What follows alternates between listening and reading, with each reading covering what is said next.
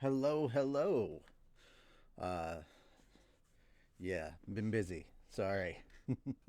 We were supposed to have finished this last week, and I didn't do that, and then I'm an hour late today. But I'm here. It is what it is. And just getting some water ready because we've got 3 chapters and a extra chapter to read through before finishing this. If I have to break this in two, I will, but I'm kind of trying not to do it too late today. So here's hoping. If I can make this like 3 hours, that'd be great. Alrighty. No preamble. No further ado. I'm not going to go into Fat Dog updates or anything like that today. We're just going to get right into the reading. So, that having been said, if you want to redeem exercises for the end of the show, do them while I'm reading. All right. Here we go. Chapter 7, Library Labyrinth. Stepping out of the teleportation circle was like waking up from a dream. No matter how many times I experienced it, I could never get used to it. It reminded me too much of my encounters with the man god. I glanced at my companions. Almost all of them wore dumbfounded looks on their faces. Even the normally solemn heiress gaped as she looked around. Ghislaine was the only one who seemed unsurprised.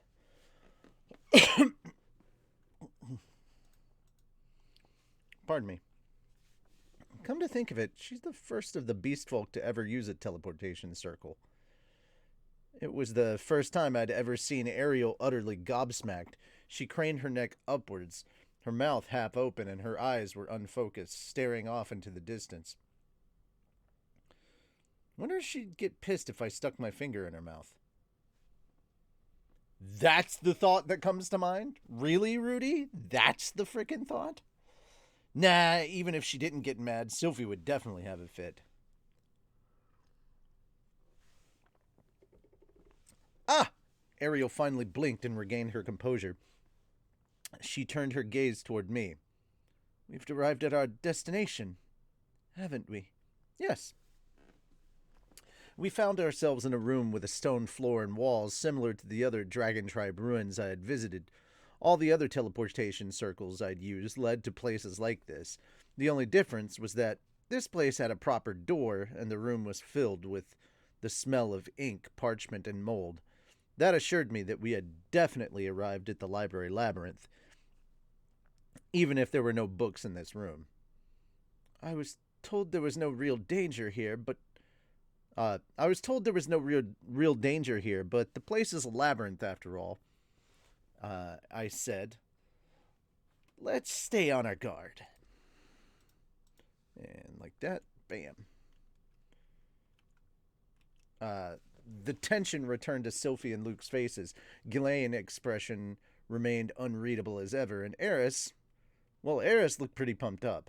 I'll take the lead, she declared, stepping toward the corridor that led deeper into the labyrinth. Hold up! Gah!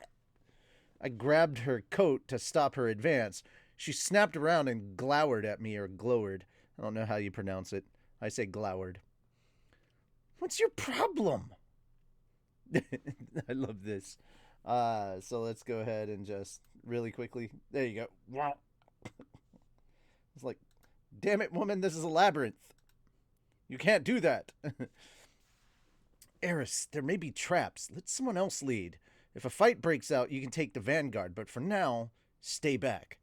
Fine. She pursed her lips, pouting as she reluctantly retreated behind me. Okay, but the problem is, who should take the lead here? The only people with any experience in a labyrinth are me and... Ghislaine grunted. Ghislaine, I guess. Geese and a number of others had told me all I needed to know about the dire consequences of letting Ghislaine lead a group. As one of the beast folk, she might be able to sniff out danger and avoid it, but she had a talent for tripping into every possible trap and running headlong into swarms of monsters. She was definitely not a good pick to lead us. Since I have an eye of foresight, I will take the lead, I said. Eris will follow right behind me. Ghislaine and Luke will protect Princess Ariel from either side, and Sylphie will watch our backs. It seems like the best way to go. What do the rest of you think? I personally thought it was a clever formation, and everyone else seemed to agree, nodding quietly. I have no objections, said Ariel. We will leave you to take the lead, Lord Rudius. With Ariel's seal of approval, we fell in line. I would be scouting the way ahead, but from what Orsted told me, the Library Labyrinth differed from other labyrinths in that there were almost no traps whatsoever. As long as we avoided breaking one key rule, we should be fine. Speaking of which, I should warn the rest. While we're here, I would ask that you refrain from using fire magic, I said. Why? Eris demanded. Why? Eris demanded. Sylphie immediately understood my reasoning. Because if you use fire magic in a labyrinth, you'll deplete all the oxygen. Eris's face scrunched in puzzlement, as if she didn't understand what the last word meant. Sylphie was clearly more knowledgeable in this field, but her guess, while good, was actually off the mark. There is that too, I admitted, but it's actually because the monsters here will get angry and attack anyone who damages, burns, or steals any of the books. I don't expect we'll have to do battle at all, but if we do, please be careful not to damage any of the tomes. Those are some strange monsters, Eris mumbled. Well, to be more specific, they're actually familiars of the Demon King who lives deep inside the labyrinth. Anyone would be angry if someone damaged their things. Makes sense, Eris nodded. Okay, I understand. Thankfully, this was one instance where she actually meant it and wasn't simply putting on a brave front. I'm not just talking to you, Eris. I want you to be careful as well. Ghislaine, Luke? Got it, Eris grunted. Anxious, Luke frowned and said, What if we have no other choice? I have no idea how much this Demon King will tolerate. This is my first time here, too. All right. Luke reached a hand toward the hilt of his sword. Brows still drawn. He wasn't a very skilled swordsman. By average standards, he was all right enough, but he had nowhere near the level of perfect control that Eris and Ghislaine commanded. He probably knew there was a high likelihood that he'd hit a book if he started swinging his blade around. If what I've been told is anything to go by, I don't really expect we'll do battle, I said. I trust you on that, but on the off chance we do have to fight, maybe it would be best if I stay back. In that case, we'll leave guarding Princess Ariel to you. Luke nodded, at least confident that he could do that much. Anyway, let's get moving. All that said, I cracked the door open and our door in front of us open. Oh wow, I gasped as I stepped out the door. I couldn't help it. An endless hallway stretched before me. But that wasn't just it. Its walls, 3 meters tall, comprised stone bookcases that continued far into the distance. Books were packed tight on the shelves. I see. So this is the Library Labyrinth. I stepped up to one of the bookcases. The volumes were more like manuscripts, lacking a hardcover binding. In fact, some didn't have a spine and were just sheaves of paper bound together. No, not some. That was the majority of the material on the shelves. Most of them resembled a disorganized cluster of scrap paper and memos, more than a collection of organized notes. In this mess, I only spotted one volume that actually had a cover. Its title was Ledger, written in demon god tongue. Based on that, I guessed it contained accounting records for some shop somewhere in the demon continent. I quietly looked to the bookshelf on the opposite wall. It was the same. What good was a bunch of scrap paper like that going to do anyone? It was a mystery to me. At least it fit with the image of a library labyrinth, even if its contents were like a maze. Rudius? What's the matter? Eris asked. Oh no, it's nothing. Hold on a second, guys. Okay, so nothing majorly important. Of course he's streaming now. Damn it.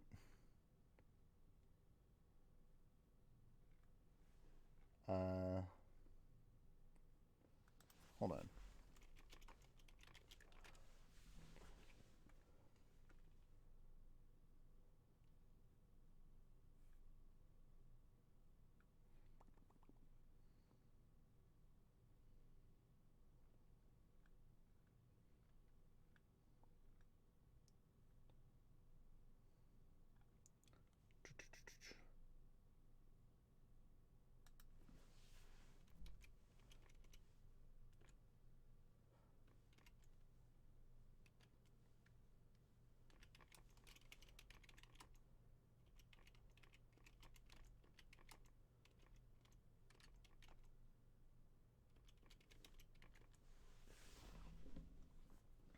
Okay.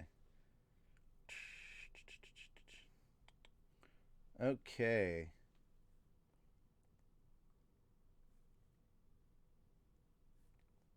Hang on 1 second. All right. We talked for quite a while after that. Oh, no. Let's see. Okay. What's the matter? Oh, it's nothing. Trying to find the book we were looking for was going to be like searching for a needle in a haystack. I wondered if we'd really be able to locate any materials on King Gaius. Come on, let's keep moving, I said. We walked for quite a while after that. The bookshelves went on forever. At first, all we could see was a hallway that led straight ahead, but it apparently had a slight curve to it. There was a brief gap in the shelves where the hall branched off in the shape of an H.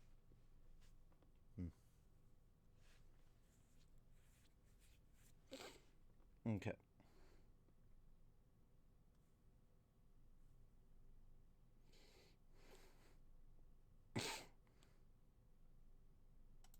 Let's see. I decided to keep moving straight forward, leaving a sign behind to mark where we'd been before moving on. We ran into a number of monsters on our way. One was a snail big enough to block half the corridor. Writhing tentacles grew from its shell. The mere sight sent a chill down my spine. It wasn't until I realized those tentacles were holding countless books that I felt less wary. I had no idea what the creature was called, so I decided to tentatively dub it the Cthulhu snail. We also encountered a black slime creature. From a distance, from a distance, I couldn't make out any other features other than that it was a slime, so I decided to call it as such for now. Both creatures were grabbing books and drawing them into their respective bodies, heading down the hallway. They weren't getting to their destination anytime soon, but it was clear that they had one in mind.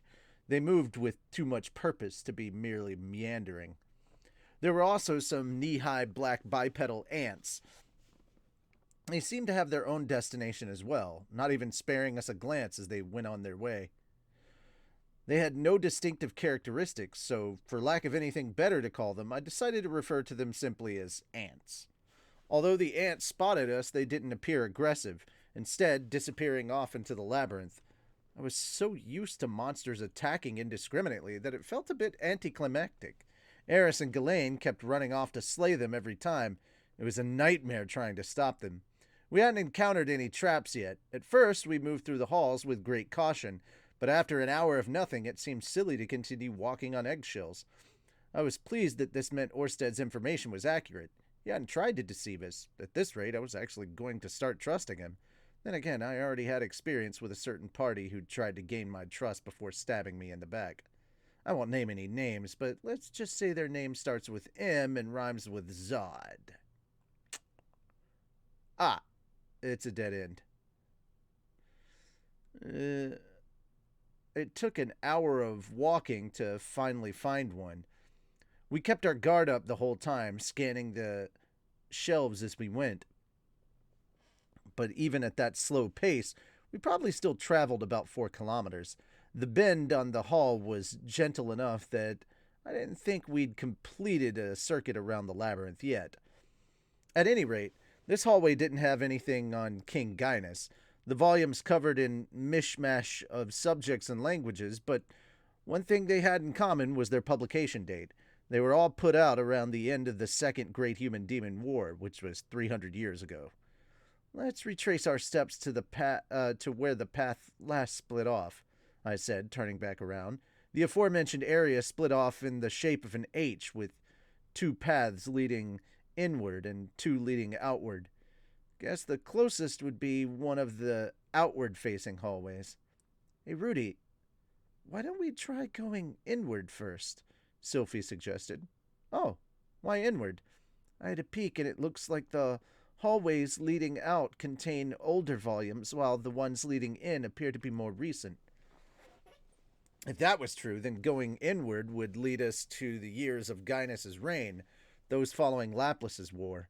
All right, I said. In that case, let's retrace our steps a little further to the hallway turning inward, then. Observant as ever, Sylphie. I should have known you'd have a keen eye for this. We walked again for a while, as Sophie noted, the further in we went, the more recent the books. At the same time, the bend of the hallway became far more noticeable. This also meant the corridors themselves were much shorter than they had been. We were getting closer to the center of the circle. I wondered what we'd find in the middle. Since this was a labyrinth, maybe the master of the place, its guardian? Orsted said the books were created by a book-loving demon, but perhaps that wasn't all. Maybe something else lived here, too. Considering my memories of the teleportation labyrinth, I didn't want to fight it if I didn't have to. Well, Laplace's war started about 400 years ago. We shouldn't have to go all the way to the center of that to the center to find that section, I reminded myself, trying to get a handle on my anxiety. This place is kind of boring, Eris grumbled sullenly. Ah, this brings back memories. I had seen Eris get bored before. It was better to warn her against trying anything funny, simply because she wasn't being entertained. Eris, I realize you're not having fun, but if you try anything, I know Eris suddenly pulled her sword from its sheath. A split second later, Ghislaine also had hers out. How many? I asked. Having traveled with Regard before, I knew this meant there were monsters nearby. Sylphie and the others were also on guard. My eye of foresight had yet to pick up on anything. The next corner, to the left, at the back, said Eris, surprising me with how well she managed to pinpoint this foreign presence. Can't say exactly how many, but there's a lot. Oh, can't say exactly how many, but there's a lot, added Ghislaine. Just like her to be vague about numbers. Had she forgotten our lessons together? Even after how much hard work she put into them? Okay, now's really not the time for that. I'll take a look, I said, stepping forward. Moving as quietly as possible, I edged toward the H-shaped intersection and carefully peered around the corner. There were a bunch of monsters, mostly slimes and ants. The former were repeatedly coalescing before splitting off again, which made it impossible to know how many there were. Thank goodness Ghislaine hasn't forgotten her numbers after all. Still, what were these things doing? They're digging through the wall and making shelves? From what I could tell, the ants were carving into the rock while the slimes collected the resulting rubble and consumed it. They then broke it down inside their bodies before reforming it and spitting it back out to make new shelves along the way. Basically, this library labyrinth was a maze of hallways they'd created. Doesn't look like there's any danger, I announced, beckoning everyone over. They nervously approached, peeking around the corner as I had moments earlier. Once they saw what was happening, they breathed a sigh of relief. So they're simply building more shelves, Ariel remarked. Orsted did tell me that the monsters here are basically like familiars. I suppose that means they're a bit different from the other beasts we've seen before, I said. With that out of the way, we quickened our pace onward. Let's see. We must have walked for another 5 hours after that. Each time we came to a corner leading further inward, we turned. But many led to dead ends, and some of the intersections only had hallways leading outward. This made it impossible to reach the center. Nonetheless, we were gradually beginning to find newer and newer books, so I know we were getting closer. We decided to take a short break. Sylphie and Luke weren't doing too bad, but Ariel was quite exhausted. Most of our party was in excellent physical shape, but Ariel wasn't used to this much walking. She really was a princess in every essence of the word. Meanwhile, the former noblewoman in our party was nearly bored to tears. This place really is nothing but books. I thought a labyrinth would be a little more interesting than this, mumbled Eris. If only she'd learned from Ghislaine's example. Ghislaine looked pleased simply from the exercise we'd gotten from walking this far. Eris, a labyrinth isn't a fun place, I said. You don't think so? But it's a core part of adventuring. I always wanted to visit one, but this is lame. You don't say.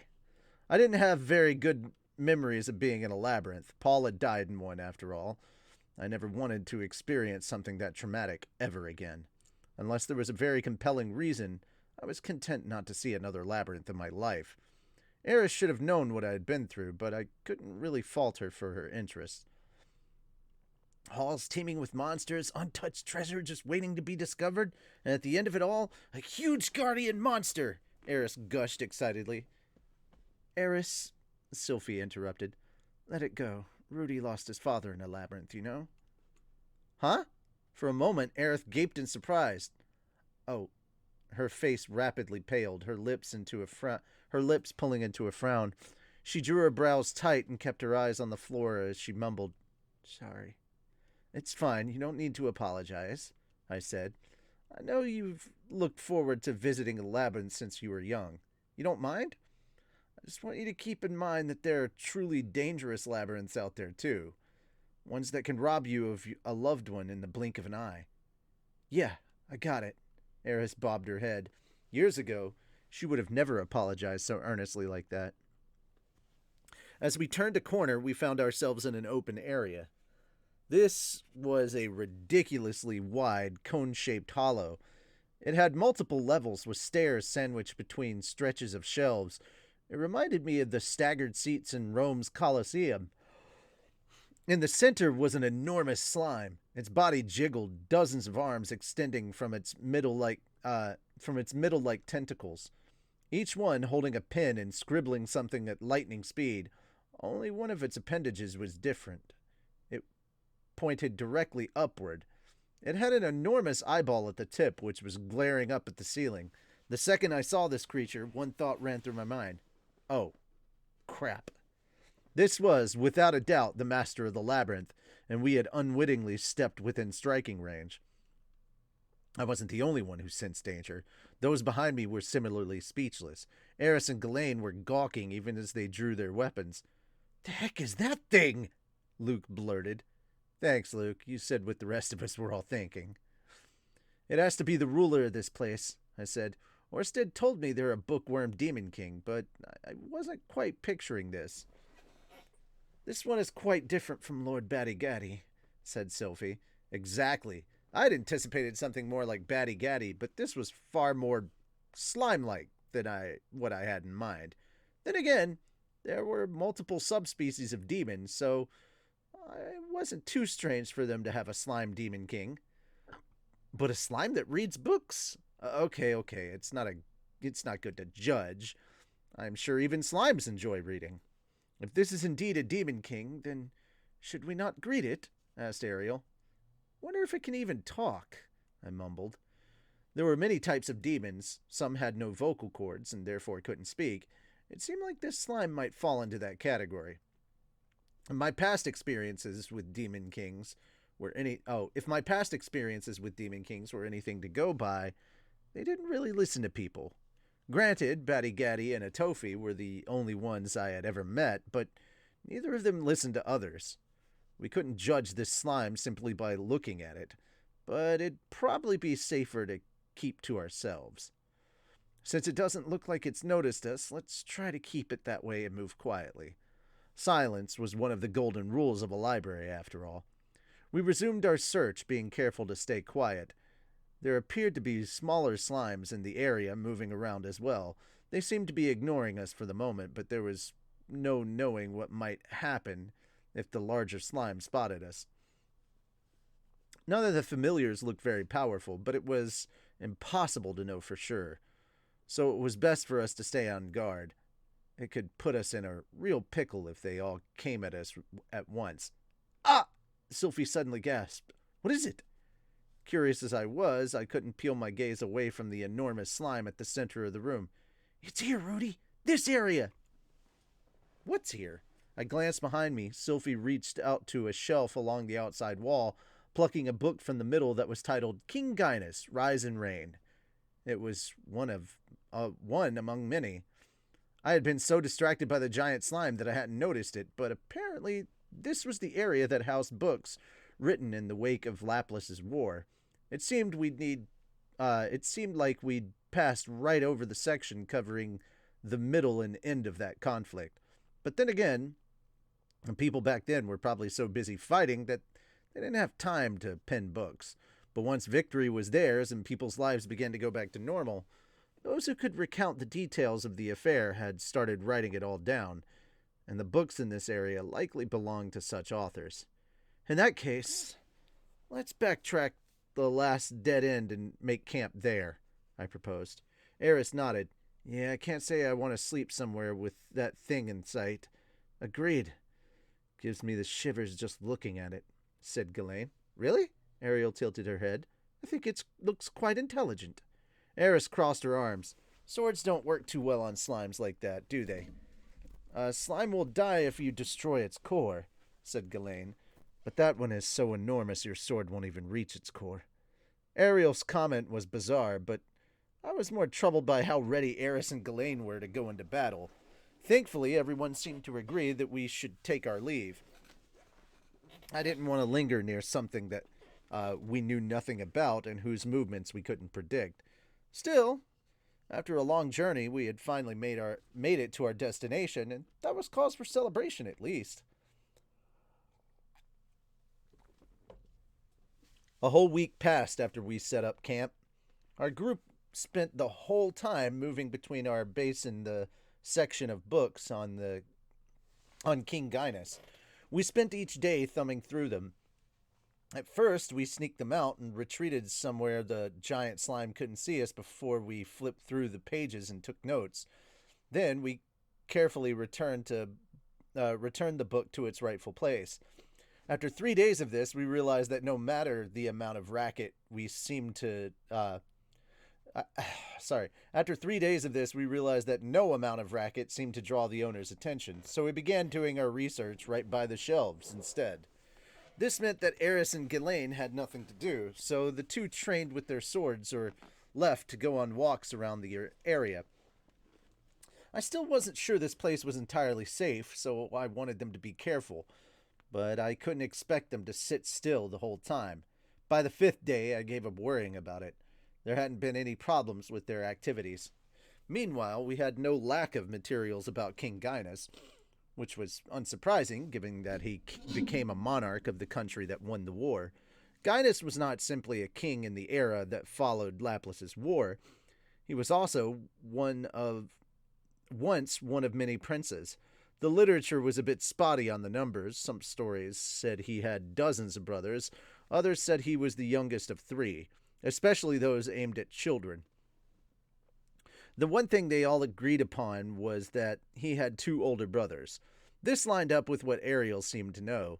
The eldest was an impressive and fearless warrior, while the second eldest was a resourceful tactician. Gaius, being the 3rd son, was gifted with both intelligence and strength. It was these 3 princes that decided to take stand against Laplace's encroaching army. However, Laplace's troops were powerful. Neither the elder's brute force nor the second eldest's raw tactics could outmatch the enemy army, and so the 2 of them died. The war culminated in a decisive battle on the central continent's southern front, which finally resulted in the death of Osira's king, Gaius' father. Thus, Gaius took the throne despite his youth. He was a talented man, but his strength couldn't match that of his eldest brother, nor were his tactics equal to the second eldest. Could someone like him beat Laplace's army when both of his brothers and the previous king had already fallen before? He could. It was as the literature stated, because he had numerous friends. The dragon god Urupin, the North god Kalman, and armored dragon king Perugius, to name a few of the numerous heroes he called comrades. Gaius went to them and prostrated himself, pleading with them to help him find a way to take down Laplace. 7 heroes answered his call and set off on a journey to defeat Gaius' sworn enemy. The details matched up with what I had read long ago in the Legends of Armored Dragon King. These books also said more about Perugius and his companions' adventures than they did about King Gaius. After the heroes left on their mission, King Gaius consolidated power in Osira Kingdom and rode out to meet Laplace's army. It was one defensive clash after another, a battle of attrition. However, King Gaius did manage to hold back the enemy's advance, successfully keeping Osira from falling until Perugius and the others returned. He really was the man behind the scenes. As for what kind of person King Gaius was, the literature tended to be pretty unbelievable. Most volumes described him as an exemplary ruler, peerless in his majesty and overflowing with talent. They never illustrated exactly how he possessed these qualities, but they showered him with compliments nonetheless. Ariel seemed satisfied with these accounts since they matched up exactly with what she'd heard, but the more I searched, the more I found strange information mixed in with the rest. According to other sources, Gaius was a talentless alcoholic who sneaked into the city to mess around while his gifted elder brothers prepared for the war effort. Apparently, he drank and got into fights almost daily. At first, I thought someone who hated the king had written this to smear him, but these accounts gave specific examples of his behavior and the precise dates these events took place. Unlike the sources that lauded him, this made them much more believable in my eyes. Even so, I still found myself going, no, that can't be true, as I read along. All that changed today when I finally found the most credible source of all. Dated around the final years of the Laplace War, it was a diary written by King Gaius himself. It started before his rise to the throne, when his two older brothers were still actively participating in the war. It painted a detailed account of Gaius Fried and Asura's daily thoughts and his past experiences. Gaius was the black sheep of the family. His two older brothers were such geniuses that no one expected anything from him, which only pissed him off. Even if he complained about it, no one paid him any attention. That was why he sneaked out of the castle to hang out in the city all the time. Since there was an active war going on, the city wasn't the safest. But that also made it the perfect place for Gaius to vent his frustrations. He would drink until he was hammered, whine about how unfair everything was, then get into fights. There were no consequences for him wailing on the backstreet thugs in the city. If I had a word to sum up the kind of person Gaius was at the time, it would simply be garbage. After reading his diary, Ariel was so shocked she spent half a day slumped over doing nothing. Even now, she leaned against one of the shelves with her legs pulled to her chest, her expression dark as she mumbled to herself, "Is this it? Is this the kind of king that Lord Perugius is searching for?" Luke and Sophie were trying to help her regain her composure, but even their voices were strained from the shock at discovering what kind of person Gaius really was. Personally, great king or not, Gaius was a human being first and foremost, so his behavior wasn't all that surprising to me. If anything, it made him easier to relate to. Though, I have to admit that his behavior isn't very kingly. In spite of that, Perugius had seen fit to support someone like Gaius, so perhaps Gaius being a garbage human being might actually be a hint. Thus, I continued my search, and it was then I found a deeply intriguing book on blessed children. The tome covered which blessed children had been discovered at the time, what powers they possessed, and what kind of people they were. None of it seemed to have anything to do with Gaius, at least not until I came upon an article that described the Powerless blessed child. The title alone made me imagine the opposite of Zenoba, who boasted inhuman strength.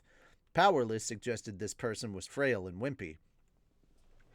Despite my impressions, the power described was deemed extremely dangerous, enough that the text emphasized that anyone possessing it should be killed immediately. A powerless blessed child could disable other blessed children's powers. I love this lore that we're getting dropped on us. I had seen this pattern pretty often in light novels with superpowers. In most cases, the person with the ability to disable the powers of others had no other abilities of their own. This often put them at a disadvantage, and others looked down on them. But in these series, the majority of the central characters possessed superpowers, like 90% of them. So the ability to nullify their abilities was game-changing. Case in point, Eraserhead. Naturally, the person possessing this rare gift was typically the main protagonist. Well, sometimes. Blessed children were so rare in this world, however, that there were probably only a handful of them in existence. Being able to nullify their abilities didn't seem all that potent. If anything, it seemed extremely useless to me. It would be way better to have a sword god style warrior on your side than someone like that. There's way more blessed and cursed children in the world than just a handful, Rudy. You're kind of being an idiot. Because you got to remember, blessed children and cursed children are technically the same thing. That said, other blessed children tended to be authority figures in their respective countries. They could create miracles with their powers that one normally couldn't bring about through ordinary magic. For that very reason, it would be a huge disadvantage to a country if their blessed child's power was snuffed out. Other countries would see a powerless blessed child as a nuisance, while their own would deem them as a worthless liability. That only put them under foreign scrutiny. Thus, it was advised to kill such a child immediately. The power described, however, did catch my interest. Powerless blessed children could apparently also dispel the powers of cursed children. They were the same, after all. The only difference between them was whether the power they had was beneficial or not. So it made sense that the powerless abilities would be effective on them as well. I wondered, though, if this ability to erase other blessed children and cursed children's powers could also be used to nullify other things, like regular curses, for instance. The title Cursed Children lent itself to the belief that they had been marked by an actual curse, but the two things were completely unrelated. Since the book didn't explicitly say this was the case, I assumed the powerless abilities couldn't cure curses. But perhaps I needed to look at the bigger picture. Blessed children possessed all kinds of different abilities. Every single one broke the natural law of the world, or laws of the world. It seemed plausible that one among them could erase curses or turn back the hands of time.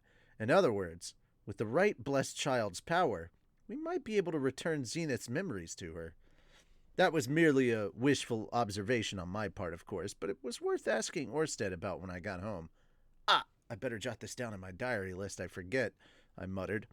I closed the book I was reading and pulled out my diary. Frankly speaking, after reading my future self's journal, I had reservations about continuing this thing, but it had saved my skin. I had no intention of returning to the past, though. I was going to do everything in my power to make sure I didn't have to. That said, I might someday want to entrust my diary to someone. Like, when my time came, maybe I'd want to pass on my will.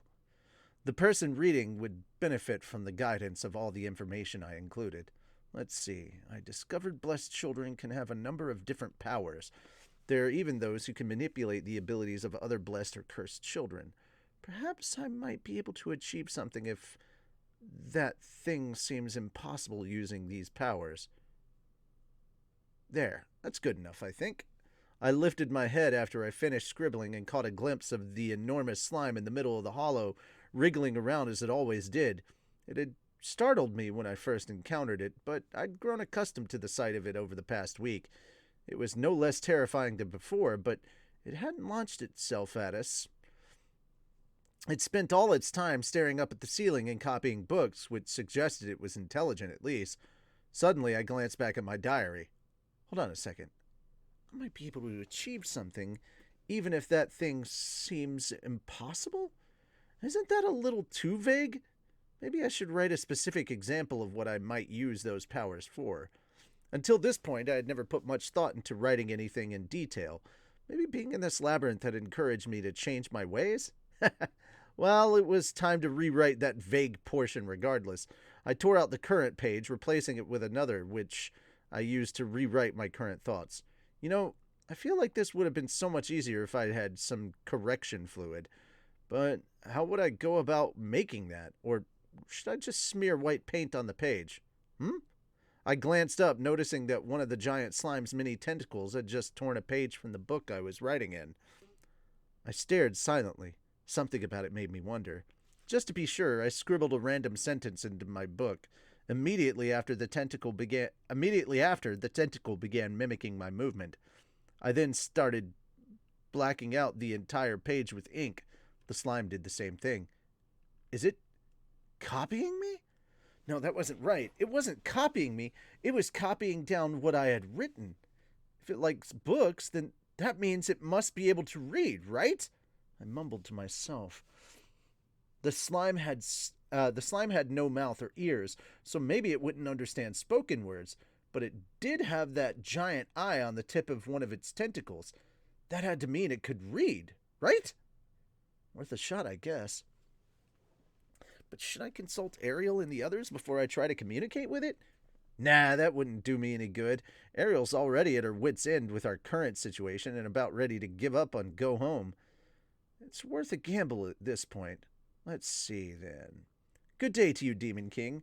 A pleasure to make your acquaintance. I'm Rudius Greyrat. This is an incredible library you have here. I recited the words as I penned them in my journal. One of the giant slime's tentacles immediately began racing across the page, only to freeze suddenly. It was something we had yet to see it do before. It hadn't merely copied what I'd written. Its other arm had ceased moving altogether. An eerie air settled over the cone-shaped hollow. Am I being too hasty? I wondered. For a split second I lost my nerve, but it was already too late to regret it now. The giant slime's eyeball, which had been glaring up at the ceiling this entire time, now turned toward me. The thing was enormous. It could clearly see me gaping at it. The slime shrunk back for a moment. In the next second, its tentacles shot outward at incredible speed, almost like porcupine needles blasting in all directions. My eye of foresight told me a tentacle is headed straight toward me. I ducked, assuming it meant to impale me. To my surprise, the tentacle stopped right in front of me.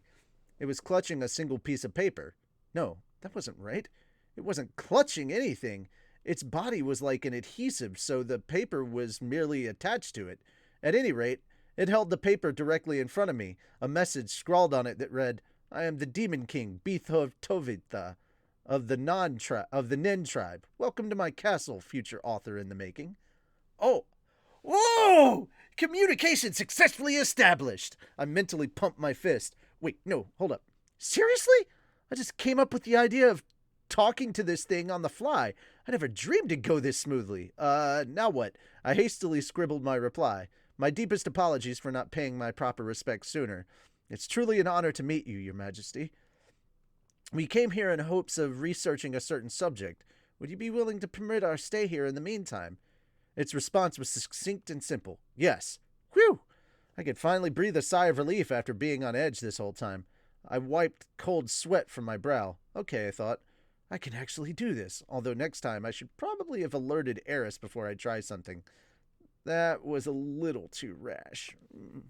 Still, what an interesting name. It reminded me of a certain composer who had spent their life making music. Yeah, Beethoven. That's what I was thinking too. Orsted had told me... Wait, what in the world's going on here?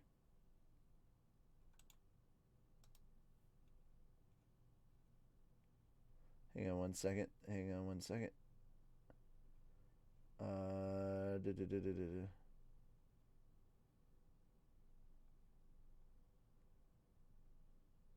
Okay. No, okay. Posted in... Oh. Psh. Hang on.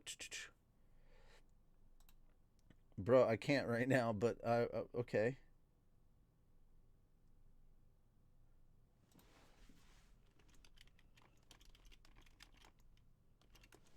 Okay.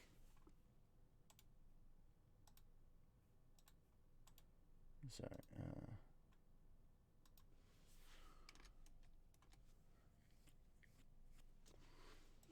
Anyway.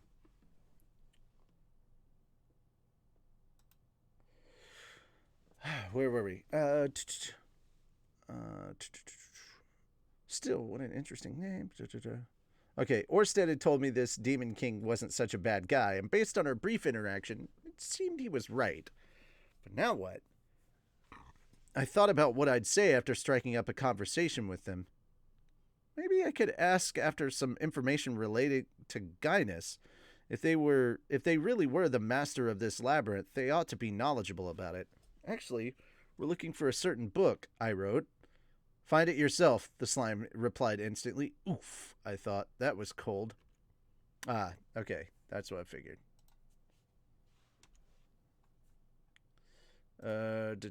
Okay. Then again, we were complete strangers who had appeared out of nowhere.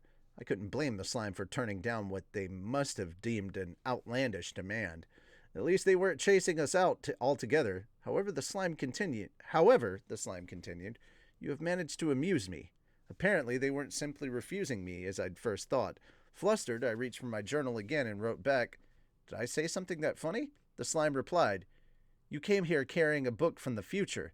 That was truly shocking. And now, you are currently writing a continuation to its contents as we speak. If you don't call that interesting or entertaining, then what is? As a reward for amusing me, I will grant you one wish. Book from the future? Ah, they must be referring to the diary from that diary my future self brought here. As in, to this timeline. I hadn't brought it, and I hadn't brought it into the labyrinth. And if what the slime was saying was anything to go by, it had probably already copied the contents of that diary. From the slime's perspective, my current journal was a sequel to the previous one. That was ironic. A diary from the past being the sequel to the one from the future. I could see how it found such a unique book series so entertaining. All that aside, it sure seemed like Demon Kings love to reward good deeds by granting people's wishes. Is that part of their culture or something? A wish? You'll grant me anything I want? I asked. The only thing that I, Bethov Tovetha, am capable of doing for you is searching for any book you seek, they replied. Well, given the type of creature I was dealing with, I couldn't expect them to give me vast riches or immortality or anything like that. Now that I knew the parameters of the wish granting, though, what book should I ask them to find? Singling out a single volume would be difficult. I'd have to know the title to be able to ask for something specific. We had already searched through most of the literature pertaining to Gaius, but we still hadn't found the key we needed. Wait, maybe I should just give up on searching for something Gaius related and ask them to search for any book that might shine a light on a way to cure Zenith or her condition. Given the vast knowledge contained in this library and how enormous this place is, there might be some information on a way to treat her. Then again, it's equally possible there isn't. No, I couldn't ask about that. I hadn't come to this library labyrinth to search for a way to heal Zenith. My priority was Ariel. I came here to help her. Zenith still weighed on my mind, but her condition was stable right now. I couldn't let myself be distracted. If Orsted started to think I was unreliable and decided to abandon me, the man-god might take the opportunity to massacre my entire family. I had to avoid that possibility at all costs. Zenith was important, but she couldn't be my first priority right now. I had to forget about her. Oh, that's right. I suddenly remembered the slip of paper I had tucked inside my pocket. It was the one that Orsted had passed to me right as I was leaving. It had a book's cover drawn on it. He'd likely anticipated that we wouldn't find what we were looking for, which was why he handed it to me. Maybe he'd meant for me to show it to the Demon King. He mentioned he could see the future or something like that. In that case, I wrote, I would like you to find a book with a cover that looks like this. Very well, replied the slime. I handed them the piece of paper, and a split second later they plucked a volume from one of the shelves in the room. Apparently, the volume had been right nearby all along. The slime grabbed the book, drew it inside its body, and transferred it to the tentacle that dangled in front of me. I grabbed it, expecting it to be dripping with slime goop, but to my surprise, it was perfectly dry. Guess I shouldn't be surprised. The slime is a bookworm, so of course they'd know how to handle books properly. I glanced down at the tome. It had a red leather cover adorned with trees bearing fruit, and it was particularly thick. I thumbed through it, giving a cursory glance. The pages were covered in writing, squished tight from margin to margin. Your wish has been granted, wrote Bethov. Congratulations on graduating. Take your time and enjoy reading it. Though that is basically just getting. Oh, hey, EC Voice, thank you for the 4 months. It then retracted its tentacle and resumed its copying work once more. What if this book happened to have the same cover as the one I was looking for, but it wasn't the right one? Could I ask for an exchange? Granted, the back cover even had the same scribbles on the edge, so the chances of this being the wrong book were slim. Well, at any rate, guess it's time to crack this thing open. I set myself down and flipped to the first page. I barely made it several lines down before I gasped. This book is... I wasn't sure yet whether it had the clues we needed or not, but I did know for certain that I had to show this to Ariel immediately.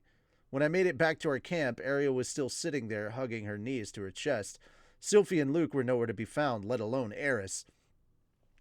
Perhaps they'd all left to look for more materials to sift through. In their stead, Ghislaine remained at the prince's side, not unlike a guard dog.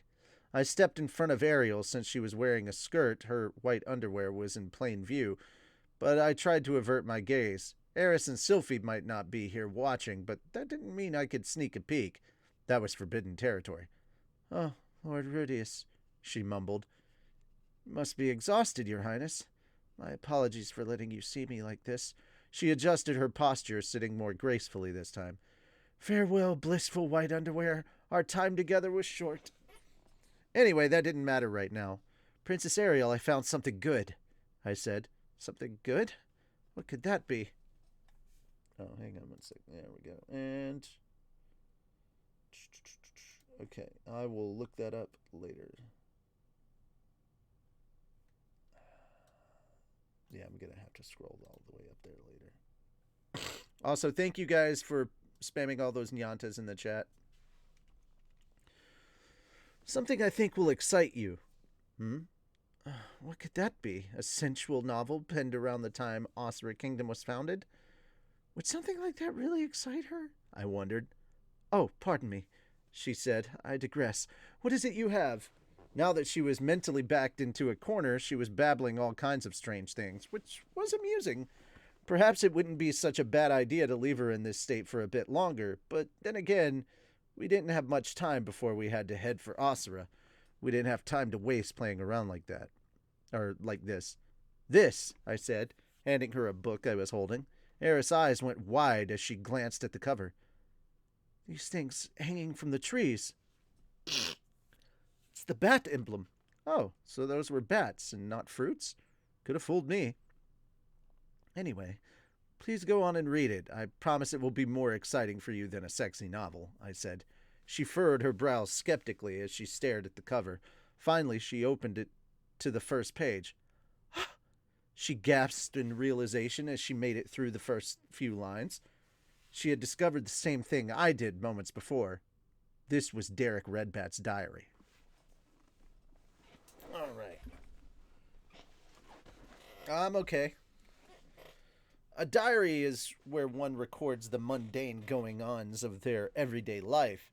It allows one to briefly sum up recent happenings, keeping things simple and to the point, while expressing the emotions one is feeling at the time. Indeed, a diary is not merely a series of events. It is a record of the writer's feelings. The author writes about what angered them, what brought them to tears, what made them laugh, and what brought them pleasure, what brought them pain, what prejudices they hold. They write about when they feel lonely, happy, lustful, and every other emotion in between. The way these things are recorded is at once detailed and yet vague. And hold on. No.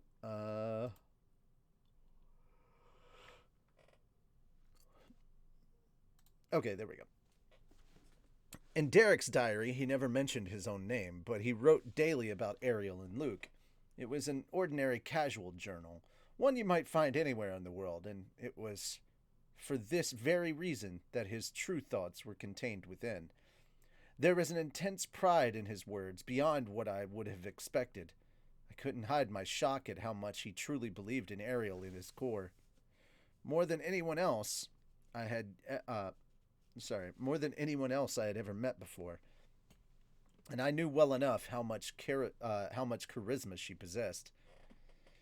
Ariel began combing through the book. She devoured every word quietly and methodically. I decided to wait nearby until she finished. As I watched her turn the pages, Sylphie, Luke, and Eris returned.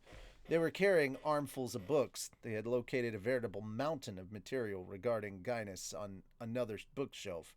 When Sylphie and Eris noticed me staring at Ariel, their expression turned sour. at least until they noticed how absorbed Ariel was in a book. How absorbed Ariel in the book was. No, okay, that sentence is. That's how it was typed out. Ariel was in the book, is how it. Okay, so was is in the wrong place. Sylphie quietly took a seat beside me, no longer pouting about my attention being focused elsewhere. Rudy, what's going on? She asked. I found an interesting book, so I'm having Princess Ariel read it, I said. Oh? What book is that? Derek Redbat's diary. Luke's jaw dropped. He stared at Ariel. Come to think of it, he did write in that thing practically every day. You should consider reading it afterward as well, I suggested. Yeah, guess so. I'm sure he didn't have very nice things to say about me. That's definitely true. I shrugged. That was something he'd have to read to find out for himself. Anyway, said Sylphie, it's incredible you were able to find something so specific like that. Yeah, well, I sort of have a thing with diaries, I said, opting not to share that I'd found it with intel from Orsted. It was true anyway. I really did have a connection with diaries.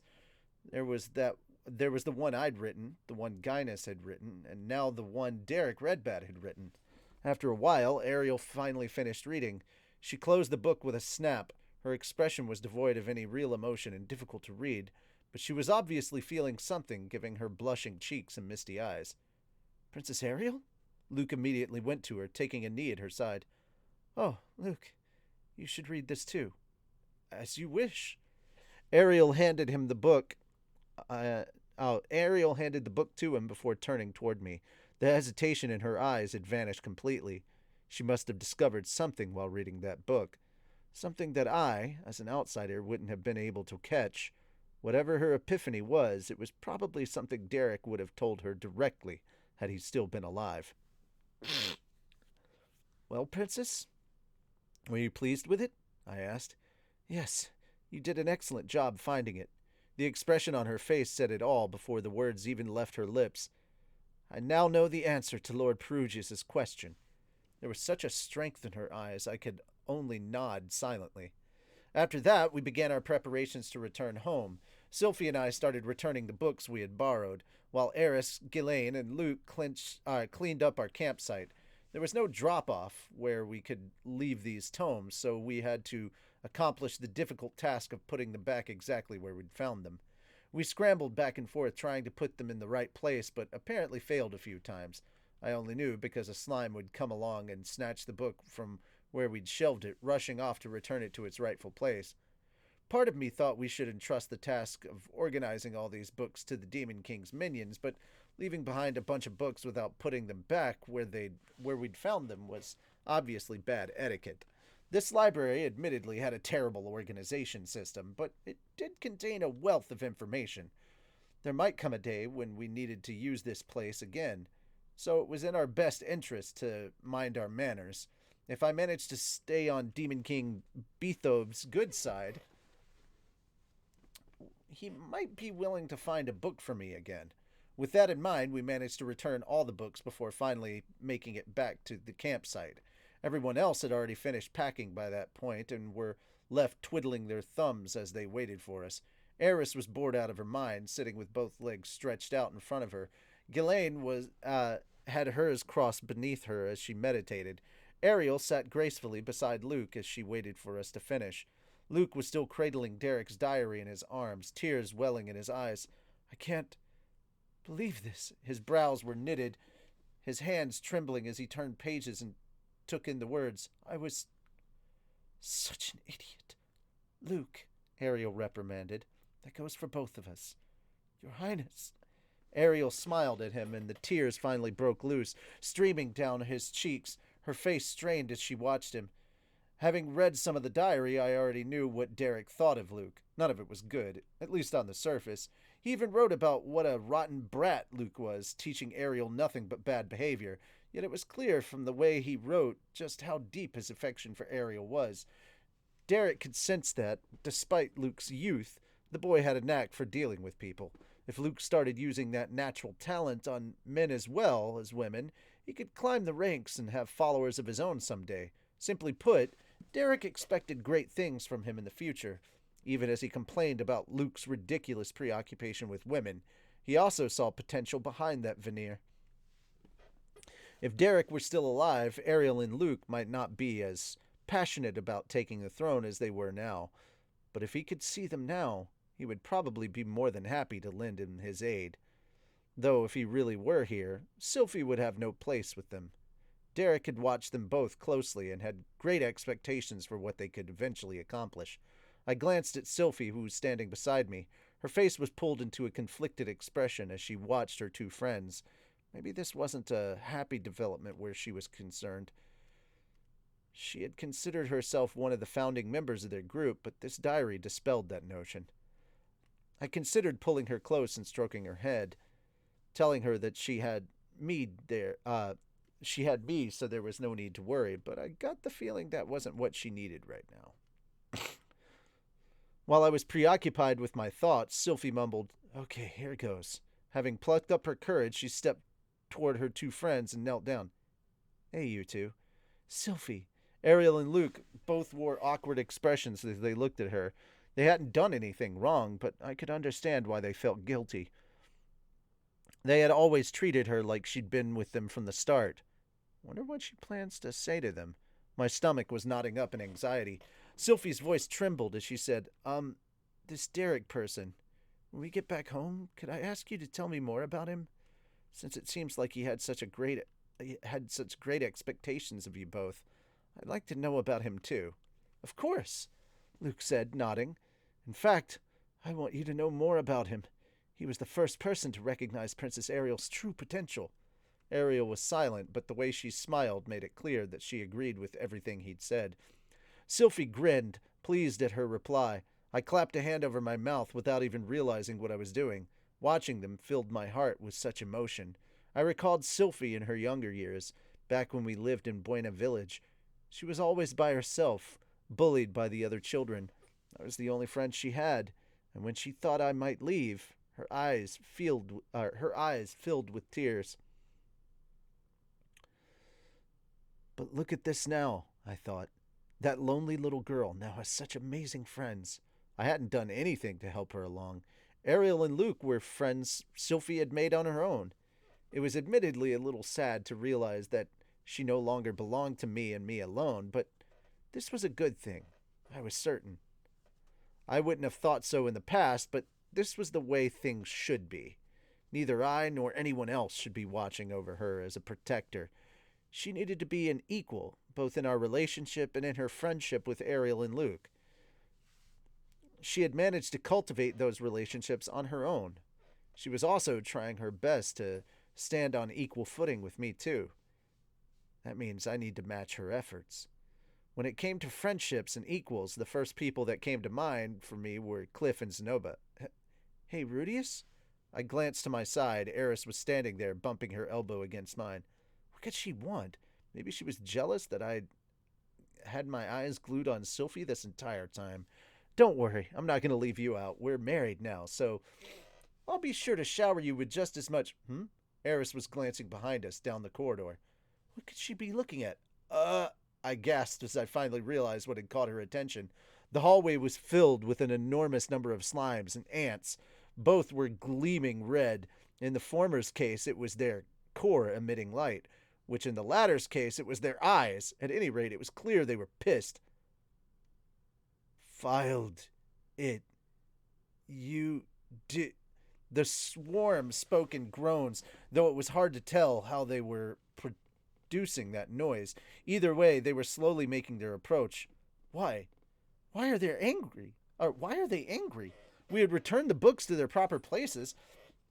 I didn't know where Derek's diary belonged, so I planned to hand that back to the Demon King and pay my respects before we left. It was the only book we still had. You defiled it. You defiled it? What did we defile? A book? Oh! I jerked my head around to face Luke. He was staring at an army of monsters with his mouth agape. Realization only dawned after a moment as he glanced down at the book he was holding. His tears had soaked into the page, making the ink bleed so much that some of the words were indistinguishable. I'm terribly sorry, Luke hastily apologized, snatching a handkerchief from his pocket to dab the book. No, Luke, you can't do that, Sylphie cried, trying to stop him, but her warning came too late. His attempt only caused the ink to smear even more, and thanks to his tears weakening the integrity of the paper, it tore under the force of his hand. Gah! Behind the ants, a Cthulhu snail, charging at breakneck speed. The ants opened their jowls, and the slimes shrunk inward on themselves. They were so enraged that they had lost their senses. Eris reflexively jumped in front of us. Sorry, we didn't really mean to do it, I cried out from behind her, but my plea fell on deaf ears. The slimes lunged at us, and Eris and Ghislaine lunged forward to cut them down. In a single stroke, they managed to slice 6 of the slime's cores in half, leaving goopy puddles on the ground. Eris glanced back at us and bellowed, Rudius! I wanted to thank the Demon King for going out of their way to accommodate us, and I wanted to apologize for defiling one of their books. I hoped at the same time they might be willing to hear our side of the story. Alas, these creatures had gone berserk with fury. They wouldn't listen to reason even if we tried to talk it out. Let's make a run for it! I turned to grab our luggage. Sylphie and the others moved swiftly, following my lead. Luke was the only one who lagged behind, still gobsmacked that his actions had triggered all of this. Fortunately, he was accustomed to hastily retreating. He grabbed what was left and drew his sword as he could, so he could protect Ariel in case anything slipped past our defenses. Sylphie! I shouted. Right! I'll take the lead. Everyone follow me! All I had done was call her name, but that was enough for her to interpret my instructions. So this is what they called being on the same wavelength. Maybe it was merely a coincidence, but it made me happy nonetheless. Ghislaine, you back up Sylphie. Luke, you stick by the princess and keep her safe. Eris and I will provide cover. Provide cover? Provide cover from where? Eris roared. From the rear! I turned my staff toward the encroaching slimes. Sorry, Lord Beethove, but Luke had no ill intentions. Okay, admittedly, he was probably one of the man-god's apostles, so it was possible he was operating on the man-god's orders. No, that's crazy. I don't think that was it. Well, regardless, sorry, Demon King. Frost Nova! Ice formed at the tip of my staff, triggering a cold blast that rippled outward. The monsters hit by it instantly began to freeze, but their movements didn't stop completely. My spell had only slowed them down. Apparently they had resisted the full effect, but delaying their advance was good enough. Yeah! Ghislaine whipped her sword through the air, instantly slicing through the enemies blocking our path. She cut through the slimes and ants like they were butter. She could have used that momentum to continue charging forward, but a Cthulhu sail stopped her advance. Her attacks glanced off its shell with a clang. Its club-shaped tentacles contracted before going on their counterattack. In modern terms, it was like a tank that had suddenly whipped out a lance and started going on the offensive with it. With no other options, Ghislaine took to evading its onslaught. Ice Lance! Sylphie bellowed. The snail had managed to keep itself safe by hiding in its shell, but its underbelly was unprotected. Sylphie's lance jutted through the earth, skewering the creature. Now, let's go! Right! Sylphie charged ahead, breaking through the enemy's ranks with Ghislaine hot on her heels. Ariel and Luke scrambled along behind them, but an ant that had avoided my frost nova by skittering across the ceiling came crashing toward them. Ha! Eris immediately moved to intervene. Her swing was so heavy it severed the creature's head from its body before leaving an impact crater on the ground. Stone Cannon! Without missing a beat, I launched a spell at it. These insect-type creatures could sometimes keep moving even without a head. I wasn't leaving anything to chance. Finishing the enemy off was an ironclad rule of battle, but considering how graciously the Demon King had allowed us into their library, I did feel a bit guilty slaughtering their familiars like this. Now things are getting interesting, Eris said.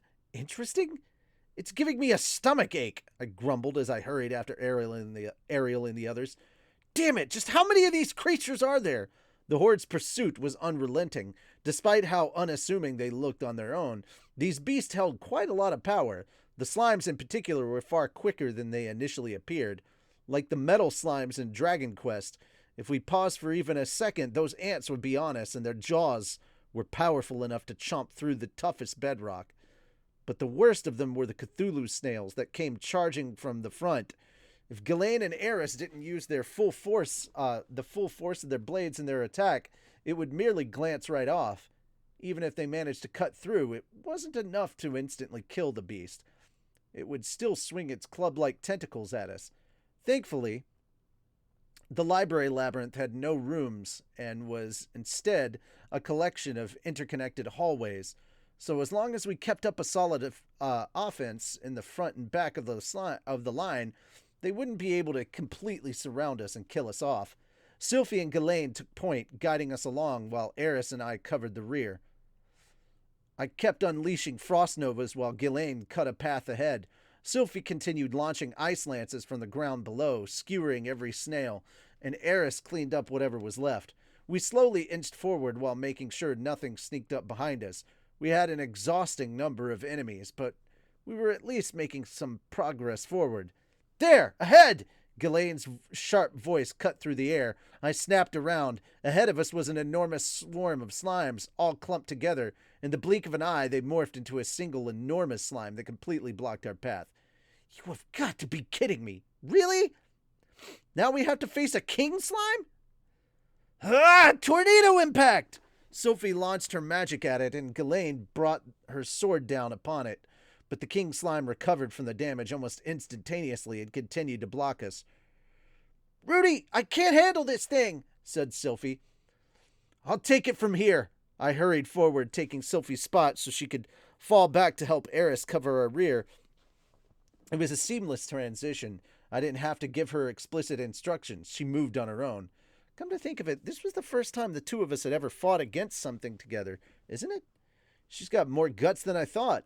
Honestly, it wasn't my doing. She was the one picking up on my silent cues and reacting appropriately. In the split second where we brushed past one another, our eyes met. Her expression betrayed the panic she was feeling, but in that moment, her lips eased a little and her ears twitched. Perhaps the same thoughts had crossed her mind, and with them a twinge of happiness and embarrassment. Whoops, hold up. Now isn't the time for that. All that aside, the slime was enormous. I wondered if the Demon King had come into existence the same way. No, that couldn't be. This thing had a huge number of cores inside it. It wasn't a single entity, but a conglomeration of many, which meant the best way to break it down was, Ghislaine, I'm going to launch a powerful blast and break it into pieces. I want you to take down as many of the smaller slimes as you can, I said. Got it. She wasn't spacing out or anything, but I gave her detailed instructions because I didn't want her charging in at the same time I used my magic. Whew. I took a deep breath and started concentrating mana in my right hand. I needed a spell that could blast a hole right through the giant slime. Sylphie's Tornado Impact was an advanced spell that made wind rotate rapidly, almost like a drill. It had punched a hole in the creature, but without enough force to break it into pieces. I needed something that would cause destruction. Not in a single concentrated spot, but across a wide area. And that had more power behind it than Sylphie could muster. Improved Sonic Boom! What I unleashed was a shapeless shockwave.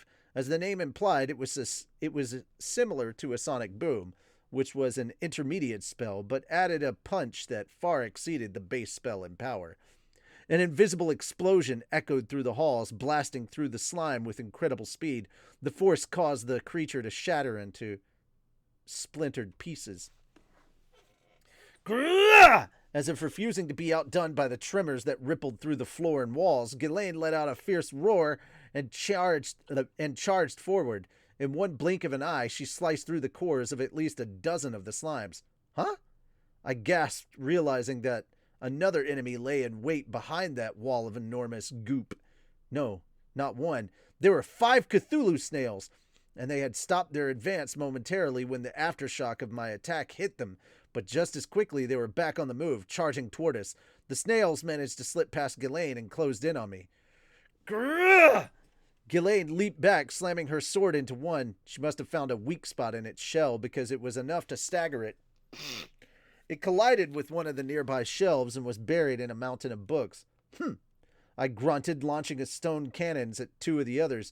The spell split the air with a screech, piercing straight through the creature's shells and leaving a goopy mess in their wake before blasting out the other side.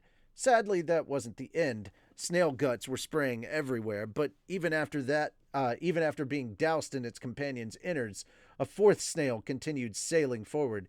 Ghislaine moved to block it, standing between me and my would-be attacker. But there's still one left, right? That's only 4 down. By the time I thought that, it was too late. I sucked in a breath as my eye of foresight spotted the 5th one.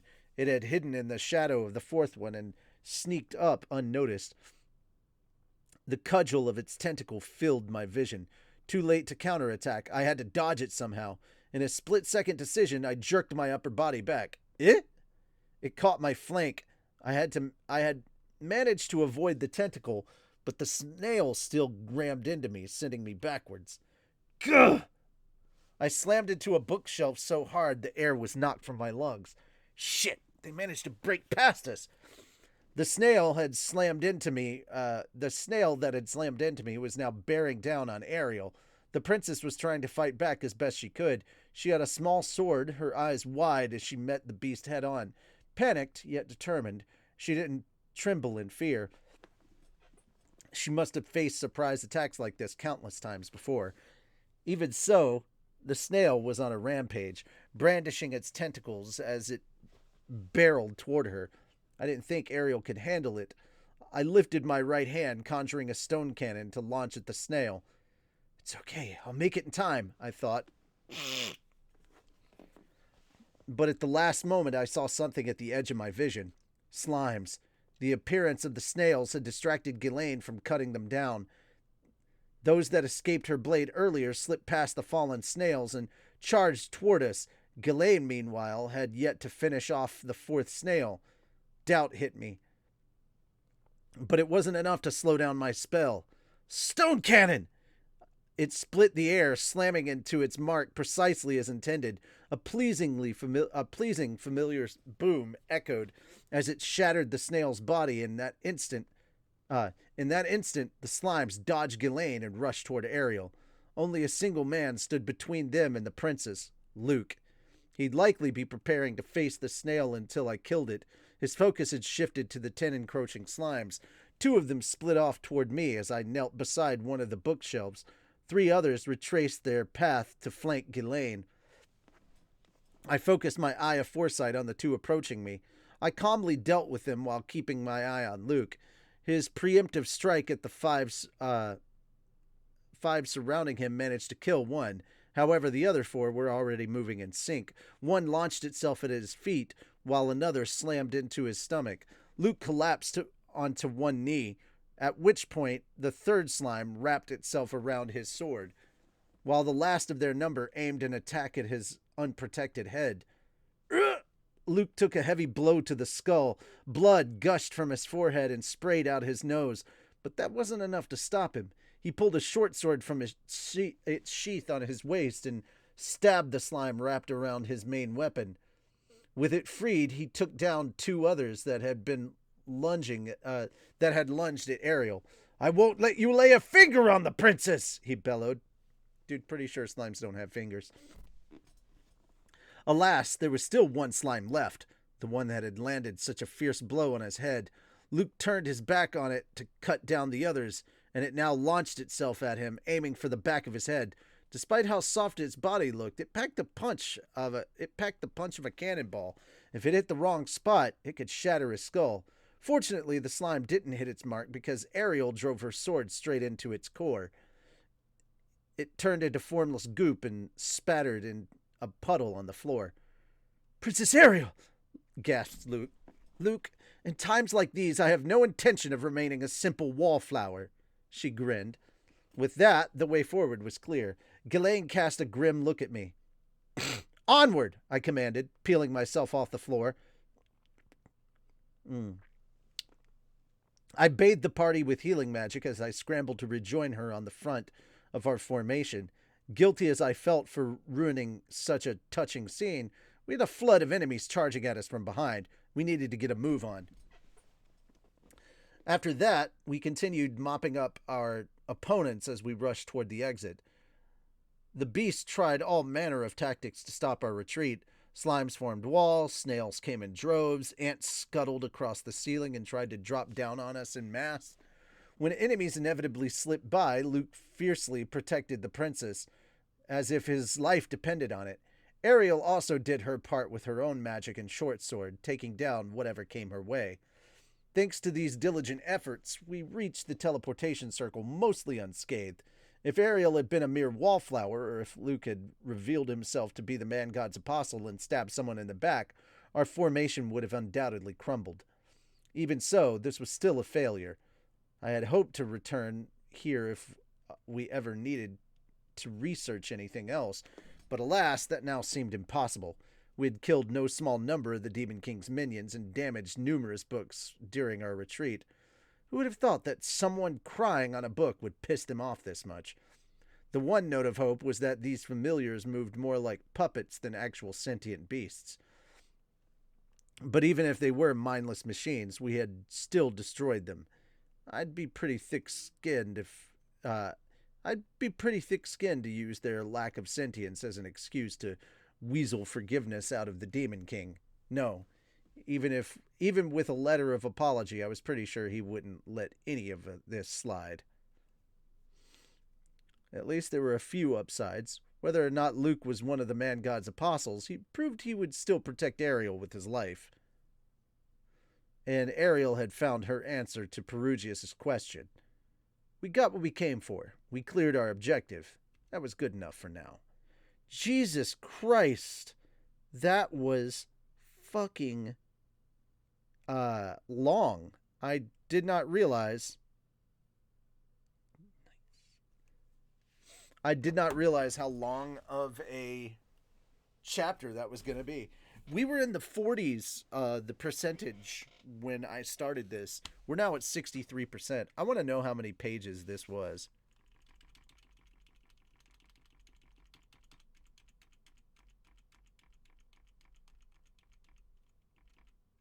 Okay, we were at 132 out of 288. So 132.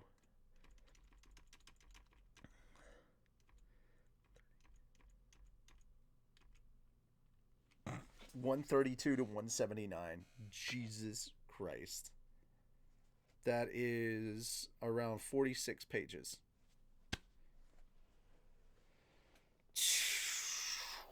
No wonder it took an hour and a half to do one effing chapter. And I get interrupted by people a couple of times. Jesus. That was all one chapter, dude. Okay, one sec. I gotta catch up on a thing. So go ahead and let me know what you guys thought in the comments. Because I'm honestly curious.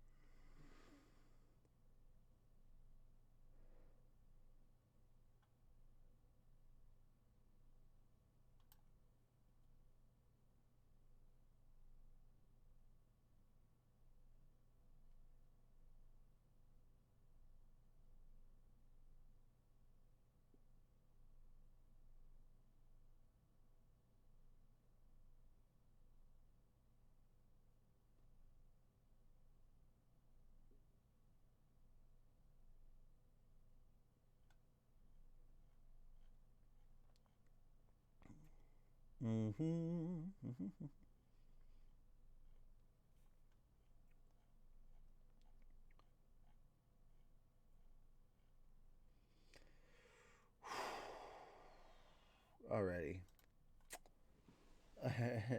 I wish there were more moments with Rudius thinking about how Sophie has grown. Yeah, that was pretty cool to check out. That was pretty cool. Quite a decent sesh that was. Nice to listen to after a crap day at work. Well, I'm glad that you had this to look forward to, and I'm sorry to hear that work was so crappy. How many pages is this next chapter? Because that's going to mean everything. Okay, so let's...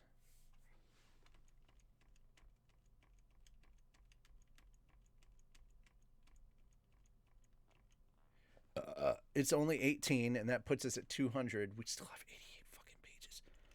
there's no way I can read all of this in one go. Dude, I'm literally reading half the book in 3 chapters. There's no way I'm pulling that off. Hang on a second, guys. I'll be right back.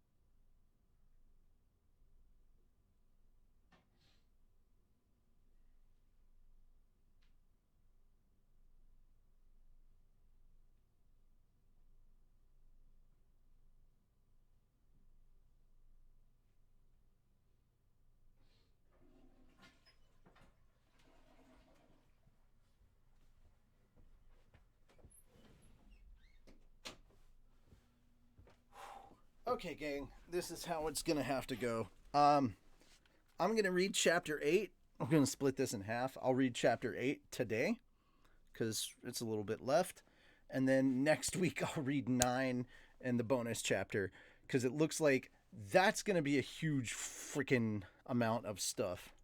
So give me a second.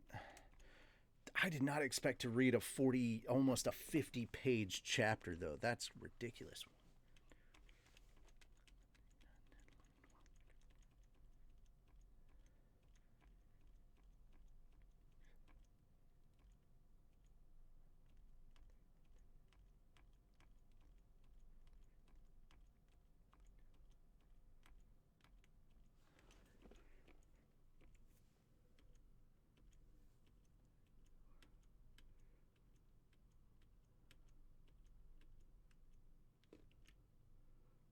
Okay, so that's okay. Yeah, because chapter 9 is like 60 plus pages, guys. That's insane. Okay, so yeah, chapter 9 will be next week. Jesus, I just saw the chapter count and I was like, oh, I can do this.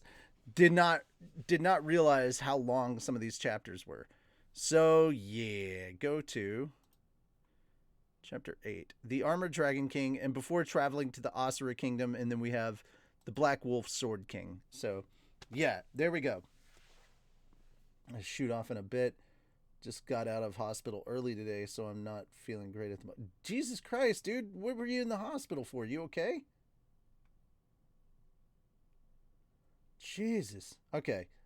So yeah, I've only got 18 pages to read, and then we're gonna call it here, and I will read the rest of it next week. So technically, I have to change the image that I put up on like Twitter and YouTube and Discord and those places, but for the purposes of this being up on YouTube, by the time you see it on YouTube, it'll already be changed and fixed. And then for the Twitch stream, I'll just change it before I update the image. I'll change the chapters and I'll change the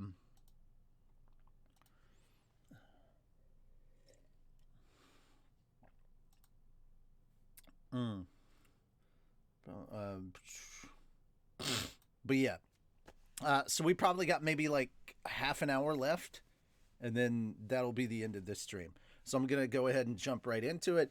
Don't forget to go ahead and leave your thoughts on this, and I'll do my typical outro and everything for YouTube, and then I'll do my exercises.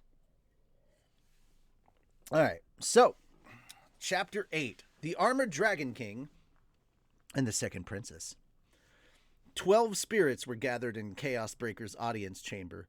Siviril of the Void, Aramanfi the Bright, Yuruzu of Atonement, Karawante of Insight, Scarecoat of Time, Clear Night of Roaring Thunder, Dot Bath of Destruction, Trophimus of the Wave, Harken Mail of Life, Gal of the Great Earthquake, and Furiasphile of Fury, and Paltemp of Darkness. What is up with these fucking names? God damn. That was just the worst to try and say. It was like, that's just a list of like Chunibyo traits right there. Anyway, that just sounds like a list of Chunibyo shit.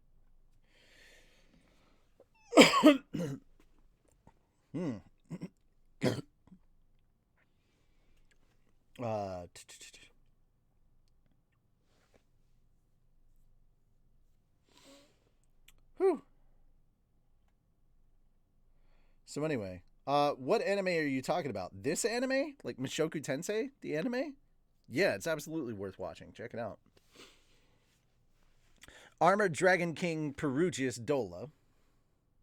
Let me turn that on so I'm not staring at chat. The owner of this floating fortress and master of the spirits sat at the very back of the room. Standing before him was the second princess of the Asura kingdom, Ariel Anamoy Asura. Even as she stood, surrounded by these intimidating spirits, she didn't cower. As soon as we left the labyrinth, we made our return. Ariel flagged down Sivaril, requesting a meeting with Perugius in his audience chamber. An hour later, he summoned Ariel to a meeting, and she had spent the intervening time fixing her attire. Sylphie and Luke did the same, changing out of their adventuring gear. The outfits they donned were as impressive as you'd expect for a princess and her two bodyguards. As for me, I was wearing the robe that Orsted had given me. It wasn't eye-catching or ostentatious, but the dragon god had bestowed it upon me, making it like a sort of work uniform. Surely Perugius wouldn't mind. Ariel silently walked down the path lined with spirits, a bold smile on her face, unfazed by the gazes fixed upon her.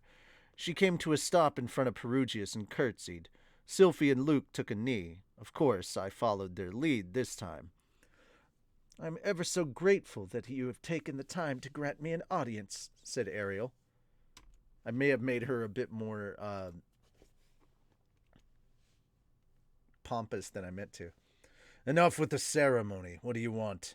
Based on your outfits, I assume this isn't merely an invitation to tea," Perugius said, as if pretending to be clueless. Surely Sivaril had already filled him in.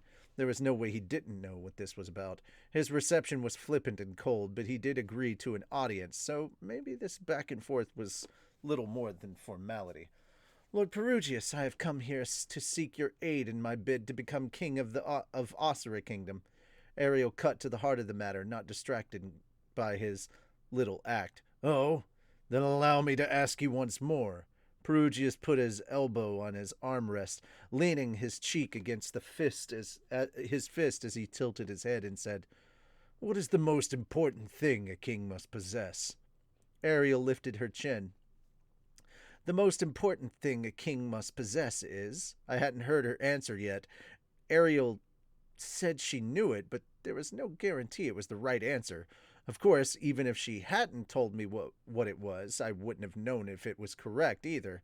Still, I wish she'd discussed it with me beforehand, just to be on the safe side. Also, Rudius, what the fuck is wrong with you cutting her off here, you goddamn cock tease? No, let's have a little faith in her. She's got this much confidence in herself, so her answer can't be too far off the mark, surely. "Determination," Ariel said. "Determination to carry on the will of those that came before them." Her words echoed in the otherwise quiet chamber.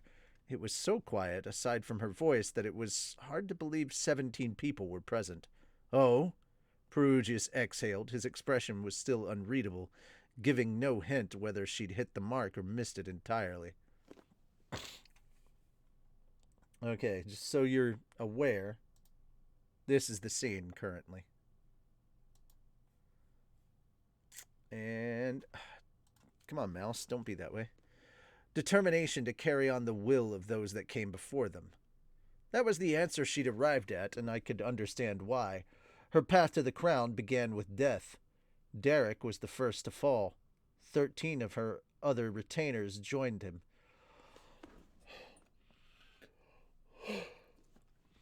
Pushing her to where she was now. I knew what kind of people they were and what future they hoped for because she told me.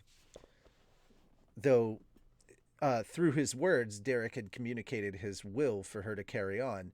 Even after his death, Ariel tried to live up to what he saw in her. There were surely countless others who had placed their hopes in her. There was the foundation upon which she would become king.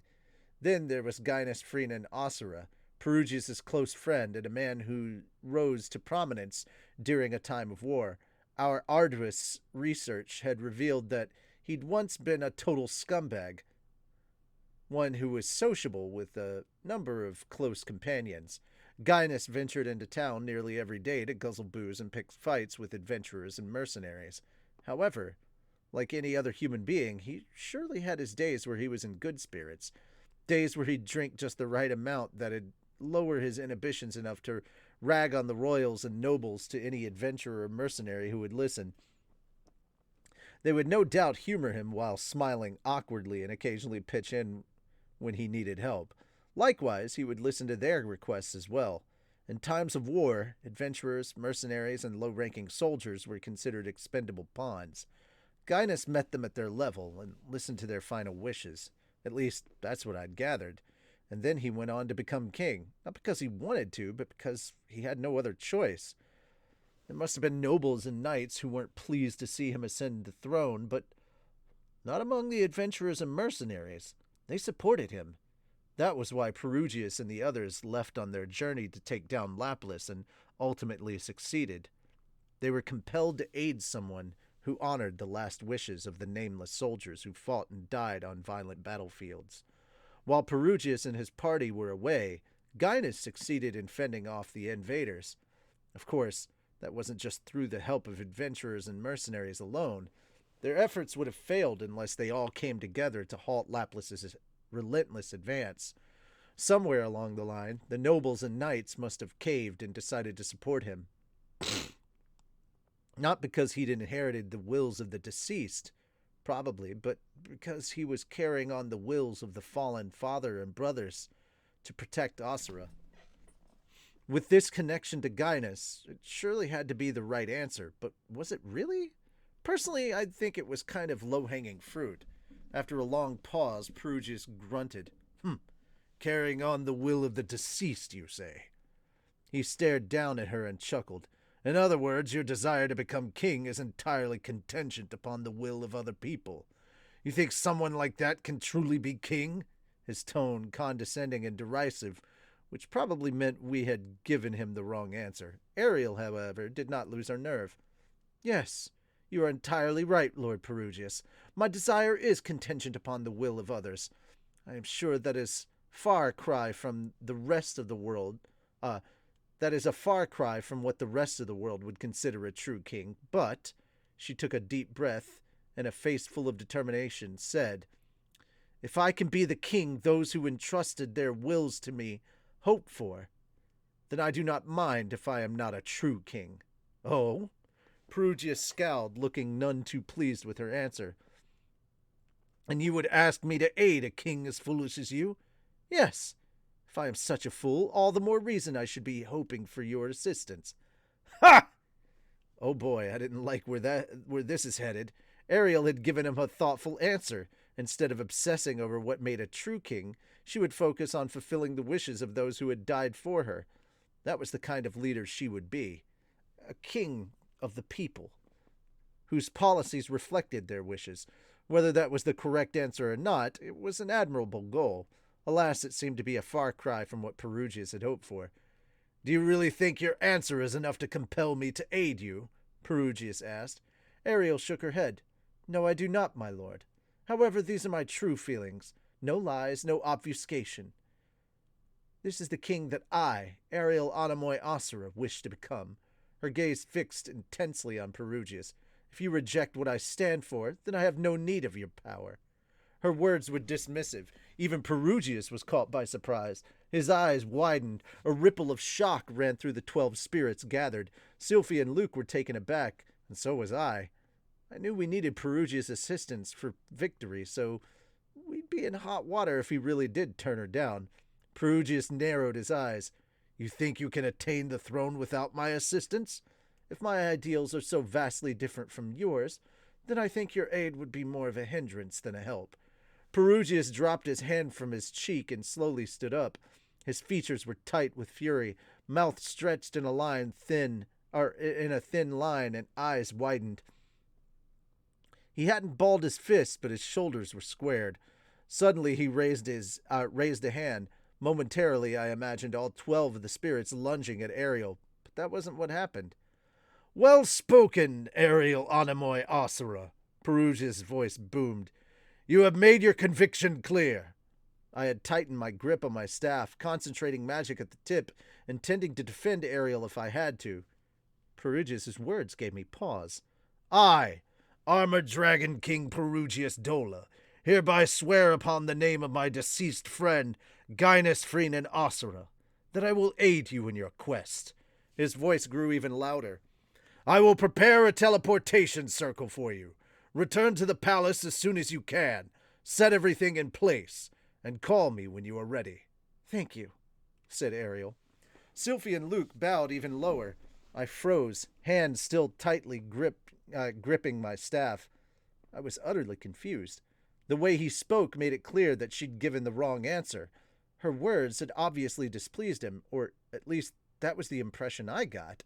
And yet, he had decided to help her.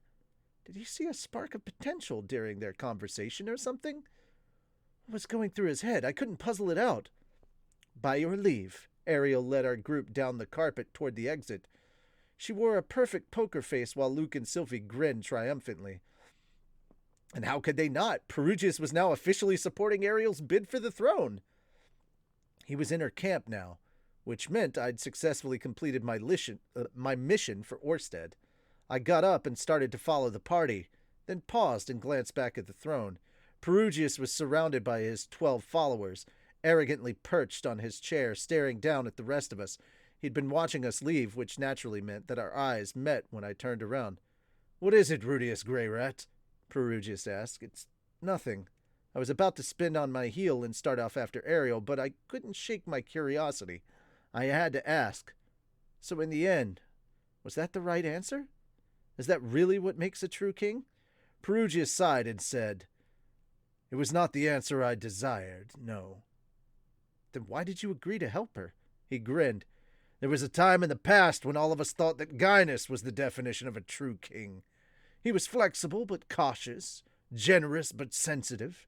He embraced his inadequacies, knowing all humans had them, and it was that very thing which made him adequate.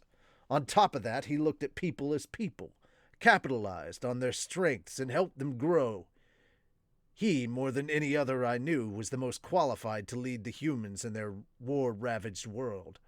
Perugius certainly seemed to remember Gaius fondly. The man he spoke of sounded different from the man I'd read about. But he had seen Gaius for himself. Surely his account was more believable than any dusty old tome, though he might be seeing the past through rose-tinted glasses. Ariel Anemoi Asura doesn't bear the faintest resemblance to Gaius. However, observing how she conducted herself, I suddenly remembered something. Was this not the ideal king that Gaius spoke of? Gaius spoke of an ideal king? I asked. Yes, he considered himself far from ideal. He was always vocal about what he considered the ideal king, from his younger days hanging around pubs to his time in campsites on the battlefield, and even after he became king. Perugius paused, fixing his gaze on me. He said, An ideal king is one other people are willing to sacrifice their lives for. Ah, now I get it, so that's why. Ariel had told him that a great king had the determination to carry on the will of others. A dozen or more retainers had already lost their lives for her. They died protecting her. They did that despite knowing if she could truly ascend not knowing if she could truly ascend the throne or not. In fact, they knew the chances of it were slim. They knew their sacrifice might never be rewarded. It was all because they thought she was someone worth staking their life on. So while she wasn't the ideal king that Perugius had hoped for, she was what Gaius had considered the ideal king. There were as many ideals out there as there were people. I see, I said. I understand now. Your ability to assess people is truly impressive. I bowed my head once before, taking my leave. Rudius Greyrat, Perugius called after me. I glanced back. He had left his chair and started toward a different exit before calling out to me. I have a question of my own, he said. Yes? What is it? Why did you not mention Orsted in all of this? I hate that man, but his presence is not one I could ignore. Didn't you consider that things might go more smoothly if you brought him up? Orsted had already told me that Perugius had refused him. Knowing that, I couldn't see how bringing Orsted into this world would have improved the outcome at all. Was he testing me? You want some kind of clear retort? Neither Orsted nor I are the ones seeking kingship, I said. But Orsted does wish to see Ariel become king, yes? And you have aligned yourself with him. If I'm not mistaken? In which case, should you not have capitalized on his influence to further your aims? Even if that sped things up, Princess Ariel would still be the one taking the throne, and she needs your help to do it. No matter how much help we provide, we are still outsiders. Unnecessarily using Orsted's name to force compliance will only breed enmity. Heh, that was a pretty badass answer if I do say so myself. Yep, as far as I was concerned, those getting involved here need to chip in on their own volition. Once Ariel was king, she would have to run the country on her own. While I couldn't speak for Orsted, not knowing his plans, I had no demands to make of Ariel after this was over, since I had no stakes in this. I shouldn't get too deeply involved. That's a weak way of thinking, Perugius spat before leaving the room. His 12 servants remained behind, and I could barely breathe under the weight of all their gazes. I hurried toward the door, unable to bear it. Holy crap, that was embarrassing. I guess that means half-hearted answers are a no-go with him. After leaving the audience chamber, I headed straight for Ariel's room. I didn't knock, instead busting the door open as I said, "Sorry for lagging, bah!" The first thing I saw was a pair of porcelain white shoulders. Sylphie had already peeled off Ariel's fancy clothing and was in the midst of loosening her corset. Ah! Rudy, how dare you! Sylphie barked at me. No need to fuss, said Ariel. Lord Rudius has served our cause well.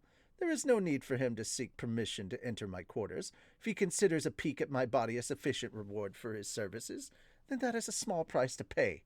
What? Sylphie gaped. But Princess Ariel... Oh, I see. I wasn't being considerate enough. Ariel paused. Lord Rudius, my apologies, but I would appreciate it if you would step out. I was already out the door by the time she said that and only caught what she was saying as I closed it behind me.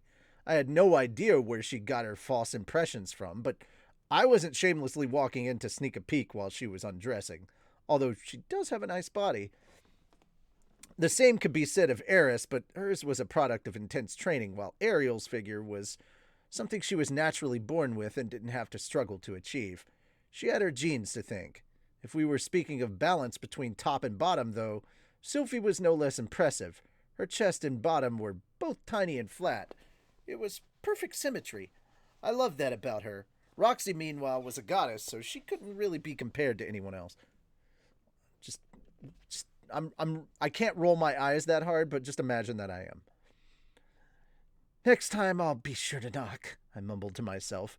Besides not knocking in the past had led to me walking in on a pervert embracing his statue.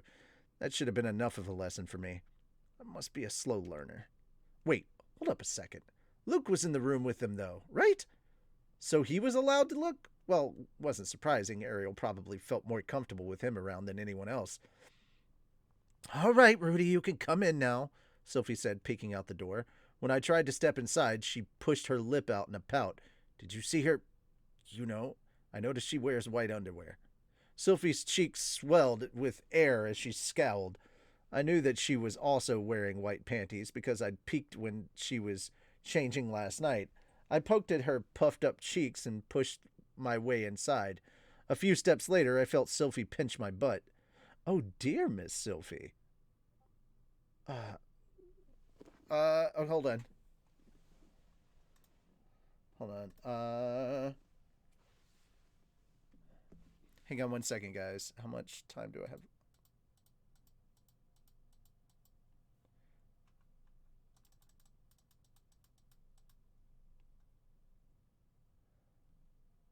Okay.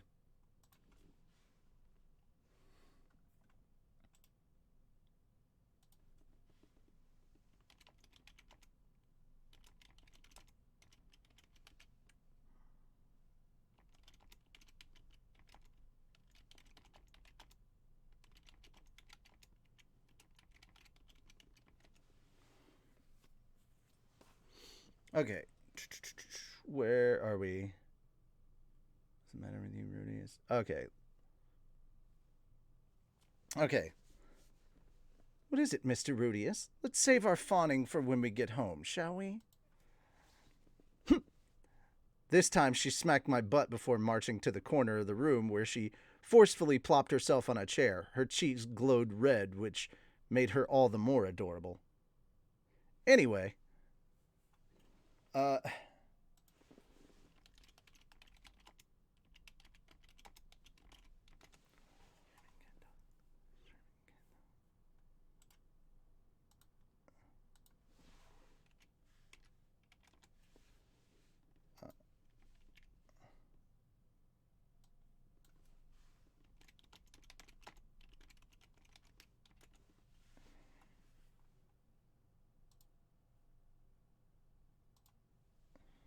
anyway, so where are we at? Okay. Jeez. Ariel sat in a chair, having finished changing. She looked like a princess, even in her casual wear. Was it because her clothes were expensive, or the fact the real princess was wearing them? It didn't really matter much either way. I apologize for walking in on you a moment ago when you were busy changing, I said. Not at all. So, what did you think? Think about what? I asked. My body.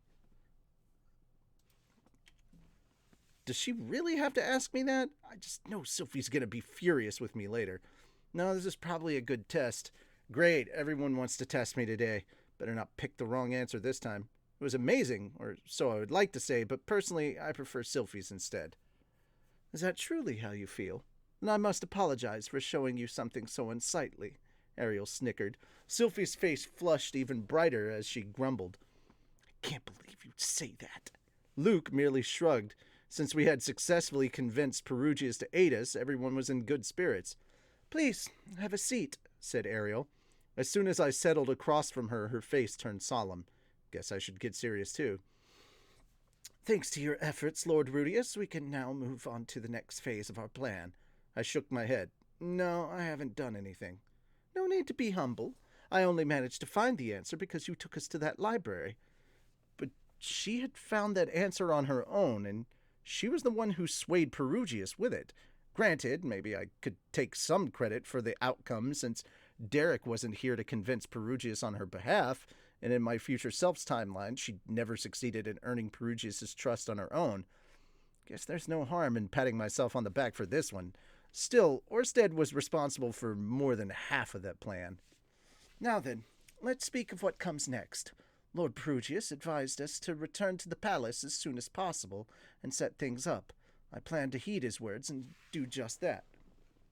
Why do you mean, Oh, okay. It says why, but I think it should be what.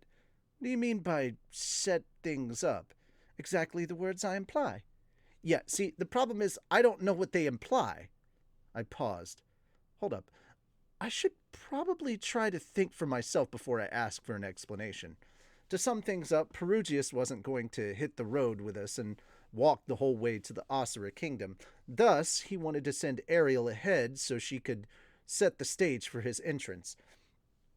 This stage could be, for example, a party attended by dozens of nobles. Once we had that going, we could hail this entrance with his 12 spirits by ringing some fancy gongs. The nobles would all gape in surprise, gasping, "Urk, it's Perugius!" before promptly prostrating themselves or something like that. Then there's no real need. Then there's no real reason to rush, is there? Should we not spend a bit more time preparing? I asked. We cannot afford to. I have received word that my father has grown deathly ill. Despite delivering that what should have been shocking news, Ariel's expression revealed no emotion. Ah, so that's it. Ariel has already heard about that. I wondered whether she had gotten that information through normal channels or if the man god had divulged this news to Luke, who then relayed it to her. I suspected the latter. But wait a minute. Couldn't it be possible that Ariel got that information directly from the man god? Which would mean she could possibly be one of his apostles. If so, that will throw a big wrench in our plans. It was terrifying to think about. I would have to consult Orsted about the possibility of her being an apostle. Judging by the look on your face, I take it you already knew, Ariel guessed. Huh? Since you're a servant of the dragon god, I suppose I shouldn't be surprised you didn't bat an eye. I cleared my throat. Well, Master Luke's request was so sudden, and you seemed pretty driven to move ahead with your plans. I suspected something was up. Satisfied with my answer, she nodded. Whew.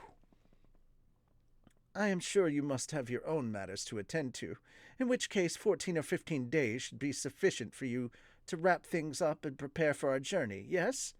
She plans to set out in 2 weeks, huh? About 22 or 23 days had already passed since I first received Orsted's orders. That meant almost a month had passed since all this began. His estimation of when news of the king's health would arrive had proven to be accurate. Fortunately, we can enjoin Lord Perugius to prepare some teleportation circles for us. Our journey will not take long. We should have some time to work with. Still, knowing my father is ill, I should like to return as soon as possible, lest it be too late. I would like to arrive before my brothers have a chance to secure their foothold. Judging from her words, the king's illness was terminal. That would mean the crowning of the new king. If we delayed too long, Ariel would lose her chance to even compete for the throne. There was just one thing that worried me. Orsted had mentioned a thorn in Asura Kingdom we would have to deal with. High Minister Darius Silva Gaius. According to Orsted, we needed to find Tristina, since she was his Achilles' heel. We could remove him from office as long as we had her on our side. It was tempting to think that he would no longer be a factor now that we'd secured Perugius' cooperation, but Orsted wouldn't have mentioned Darius if he wasn't an obstacle to our plans. With Perugius backing her, Ariel equaled the first prince in his faction in power and influence. Getting rid of Darius would put her ahead. If our victory was to be assured, I would have to take action again.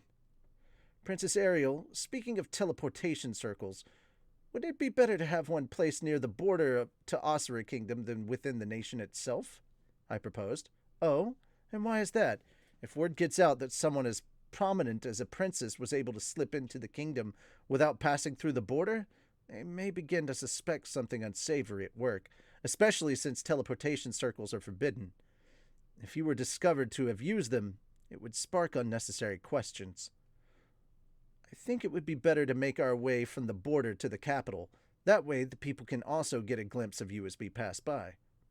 I see. That's a fair point. Sweet! Now all I have to do is come up with some excuse for us to make contact with the organization Triss is in. I haven't really thought about how I'm going to go about doing that, but most outlaw-type organizations like that are willing to negotiate as long as money is involved. I'm opposed to that idea, Luke said, cutting into our conversation. If His Majesty is truly ill, the first or second prince may have minions along the road to obstruct our return. Teleportation circles may be forbidden, but long as the ones we use aren't discovered, we can come up with excuses for how we got to the capital unnoticed. That's a reasonable argument, Ariel acknowledged. Continue. This time we have Rudius accompanying us. There should be no concerns when it comes to our strength in battle. Yet rumors say that the first prince has enlisted the service of a North Emperor. While the palace may hold its own dangers, I think we would be in a even bigger jeopardy if were caught on the open road by an experienced swordsman of the North God style. Fear filtered through his voice. True, we don't want to be targeted by that sort of opponent, Ariel agreed. Both she and Sylphie seemed to prefer Luke's proposal over mine. The three of them had fled the kingdom and fought tooth and nail to get to this point, losing countless others in the process. It was only natural that they feared being attacked on the road. Still, now what? Should I make some excuse to go on ahead of them so I could make contact with Triss?